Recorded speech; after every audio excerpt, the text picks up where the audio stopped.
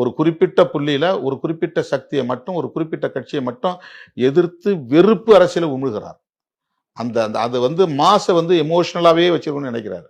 அவங்கள வந்து எஜுகேட் பண்ணி அவங்கள காம் டவுன் பண்ணணுங்கிற எந்த முயற்சியும் அவர் ஈடுபடல.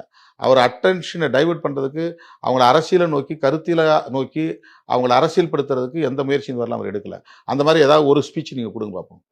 அவர் வந்து சமூக நீதியை பற்றி பேசியிருக்கிறாரு, மாநில உரிமைகளை பற்றி பேசியிருக்கிறாரு. இந்துத்துவ தேசியம்ங்கிறது வந்து மதவாத அரசியல், பெரும்பான்மைவாத அரசியல்ங்கிறது தான் இன்னைக்கு இந்துத்துவ தேசியமா இருக்கு. இதெல்லாம் நாட்டுக்கு நல்லதில்ல. நான் ஏன் வந்து பிஜேபியை கொள்கை எதிரின்னு சொன்னேன் அப்படிங்கிறது ஏதாவது ஒரு விளக்கம் சொல்லுங்க. என்ன கொள்கை இவர் எதிர்க்கிறார்? பிஜேபியினுடைய கொள்கை என்ன? அதை சொல்லணும்ல தன்னுடைய தொண்டர்களுக்கு. பிஜேபியை கொள்கை எதிரின்னு சொல்றீங்க, திமுகவை அரசியல் எதிரின்னு சொல்றீங்க. You define what it is. என்ன அரசியல் எதிரினா என்ன, கொள்கை எதிரினா என்ன? கொள்கை இல்லாமல் அரசியல் உண்டா, அரசியல் இல்லாமல் கொள்கை உண்டா? அது என்ன வேறுபாடு? இதெல்லாம் பேசுறா தானே எஜுகேட்டிவ் ப்ராசஸ். இதுதானே தொண்டர்களுக்கு தெரியும். அப்ப தலைவர் வந்து இந்த நோக்கத்துக்காக தான் கட்சி தொடங்கியிருக்கிறாரு.